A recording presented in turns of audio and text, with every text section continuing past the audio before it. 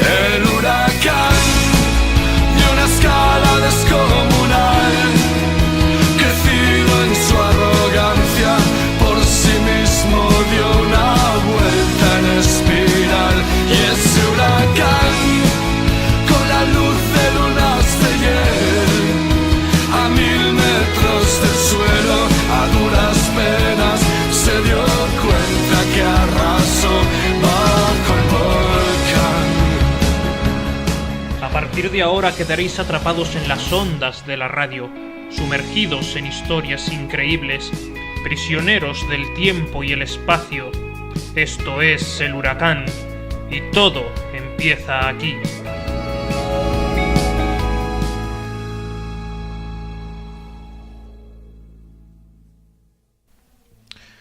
Hoy en el huracán vamos a hablar de los templarios. Hoy hablaremos de los pobres caballeros de Cristo, una orden religiosa rodeada de misterios, caída en el misticismo y que se ha convertido en un auténtico mito. Tal vez por lo emblemático de pertenecer a una orden que custodiaba una serie de secretos, que caería en desgracia, terminaría cayendo en desgracia después de haber tenido todo el éxito que su mundo, el mundo medieval, podía otorgarles. Y es una historia muy interesante.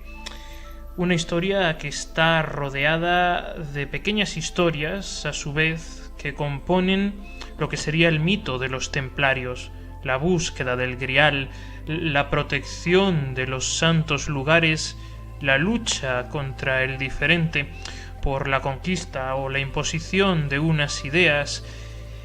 Todo esto rodea el mundo de los templarios.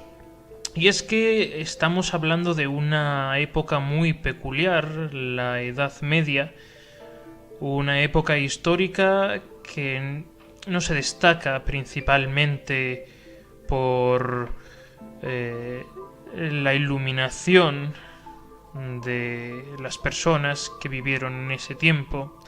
Era una época oscura, una época de miedo, una época trágica donde el hambre o la falta de civilización había caído en todo el continente europeo.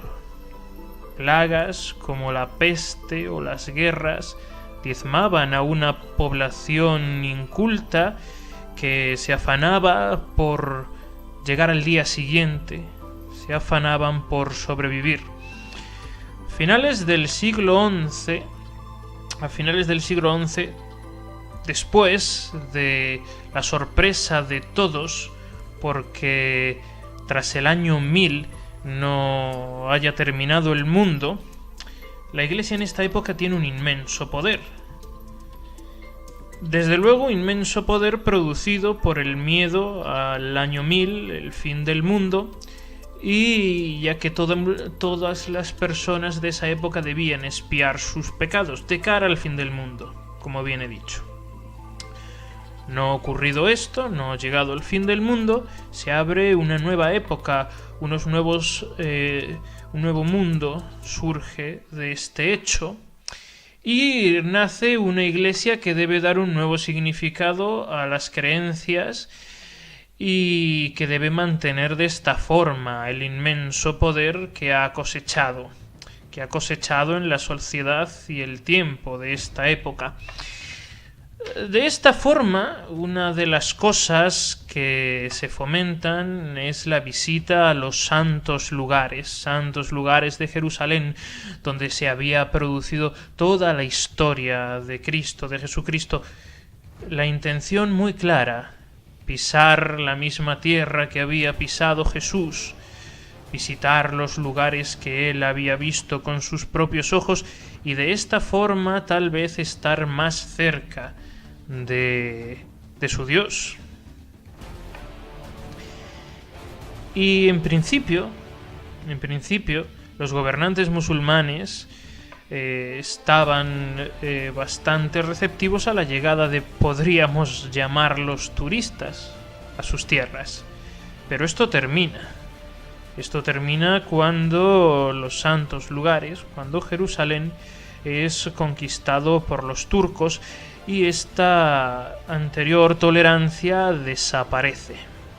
Jerusalén cierra sus puertas a cal y canto y entonces los peregrinos ya no pueden visitar los santos lugares. No le cuesta mucho entonces al papa de aquella época, intentando unir a los príncipes europeos, intentando unir a los campesinos y los miembros de la alta sociedad de aquella época, unirlos en una empresa, la de rescatar, por así decirlo, los santos lugares, rescatar lo que ellos consideraban que debía estar en manos cristianas por ser el baluarte de su fe. Y así surge, así nace la primera cruzada. Una primera cruzada donde los cristianos desde luego no se caracterizan por ser especialmente pacíficos, arrasan a sangre y fuego la ciudad de Jerusalén y consiguen conquistarla. Esto presenta igual un nuevo escenario. Jerusalén, tomada por las fuerzas cristianas, está muy lejos de ser un lugar seguro. Si bien es cierto que allí ha llegado un ejército que ha conquistado el lugar, siguen rodeados por reinos cristianos, por reinos musulmanes, que en cualquier momento estarán dispuestos a arrebatarle la conquista a los cristianos. Esto hace que sea necesario la creación de un pequeño ejército que se encargue de proteger a los peregrinos y se encargue de también defender los santos lugares, y nacen al calor de esta necesidad ciertas órdenes religiosas, como podrían ser los hospitalarios.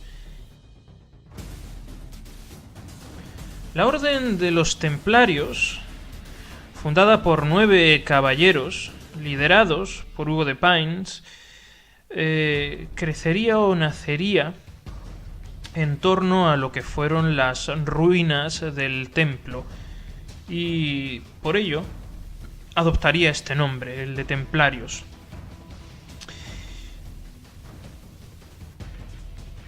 La Tierra Santa tenía que ser protegida y tenía que ser protegidos también los peregrinos que la visitaban.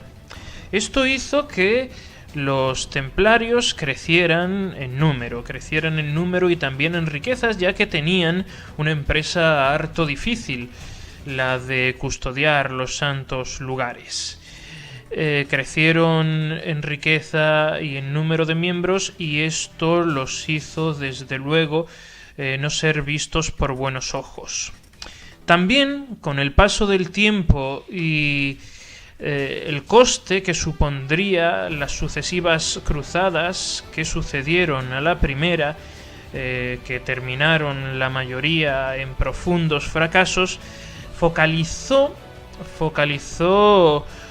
como si se tratasen de una cabeza de turco en los templarios, pues que el fracaso de todas estas empresas hacían dudar a la gente que si estaban financiando una orden que lo que tendría que hacer era proteger a los peregrinos y custodiar los santos lugares, y los santos lugares estaban empezando a dejar de ser seguros, pues se planteaban si realmente tendrían que continuar financiando esta orden, y además esta estaba empezando a extralimitarse en lo que fueron sus primeras funciones, expandiéndose por también el territorio europeo. También emprenderían empresas como la de la reconquista de la península ibérica, donde habría una importante presencia templaria, especialmente, hay que decirlo, en Portugal.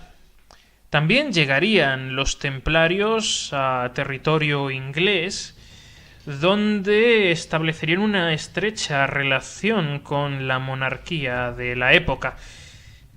Como ven, los tentáculos de los templarios también se habían establecido en Europa e incluso en las finanzas. Algunos dicen que fueron capaces de crear los primeros bancos. ¿Por qué?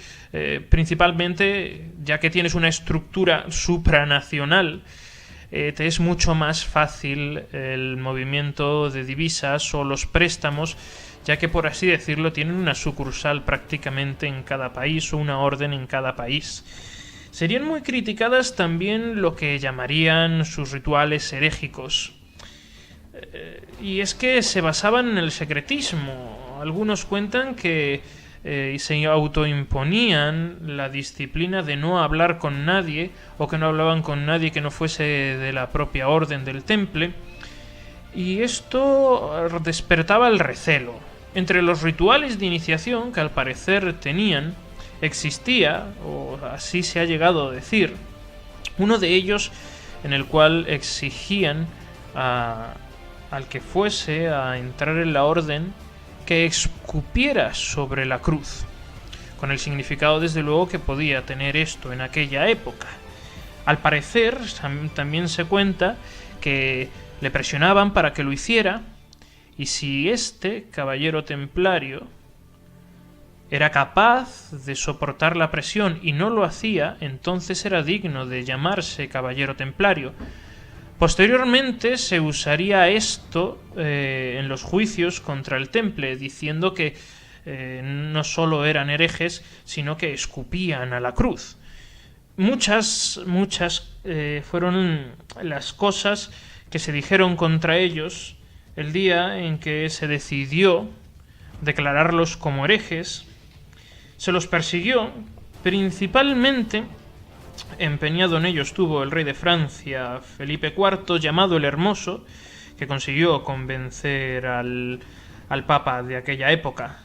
Esto hizo que, además de ser perseguidos, se les quemara por herejes, y la vida oficial de la Orden del Temple terminaría con la quema del gran maestre Jacobo de Molay. Ya digo, sería quemado en la hoguera. Dicen también que cuando fue quemado en la hoguera maldijo a todos los que habían hecho que cayera en desgracia la Orden del Temple, que los maldijo y que esta maldición llevaría a la tumba al mismísimo rey de Francia y también al Papa. Una historia desde luego curiosa, que entrelaza, como es propio de la época oscura de la Edad Media, el mito y la realidad. Una de las funciones que también se les atribuyen a los templarios era la búsqueda del Grial, o que incluso habían sido capaces de conseguir o recuperar ciertos tesoros antiguos, o que también habían buscado en algún momento reliquias que habían estado en contacto con Jesús, como la sábana santa que se supone que cubrió el cuerpo de Jesús cuando éste fue crucificado, o el mismísimo Grial, la búsqueda del Grial, que parece ser que era una obsesión por parte de los templarios, y no porque lo tuvieran como la copa de la sangre de Cristo, sino como una especie de ideal que tenían que alcanzar. La historia de los templarios acaba, pero no acaba. Muchos de ellos terminan incluyéndose en otras órdenes que se crean y que terminan teniendo o encontrando una salida. Fue muy polémico, desde luego, las decisiones que tomaron los templarios. Se cuenta que su objetivo principal, que era defender a los peregrinos, lo intentaron conseguir a toda costa, y en muchos casos no lo consiguieron. Eso es más que evidente, se puede ver por los testimonios históricos.